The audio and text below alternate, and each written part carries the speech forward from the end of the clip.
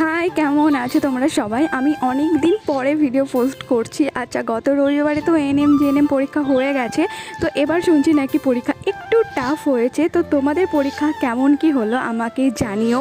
আর পরীক্ষার পরে যদি সেরকম কোনো কোয়েশ্চেন থাকে যে পরীক্ষার পরে কি করতে হবে না করতে হবে, ট্রেনিং রিলেটেড কোনো কোয়েশ্চেন থাকলে আমাকে কমেন্ট করে জানাতে পারো। আর আমি অনেক দিন পরে ভিডিও পোস্ট করছি কারণ আমার এনটিএসে প্রচুর চাপ ছিল, প্লাস আমাদের হসপিটাল ডিউটি শুরু হয়ে গেছে। তাই এখন আর তেমন একটা ভিডিও পোস্ট করা হচ্ছে না, ভিডিও এডিট করা বা ভিডিও শ্যুট করা হচ্ছে না। তবে এখন থেকে চেষ্টা করব যেন তোমাদের সাথে ডেলি কানেক্ট থাকতে পারি।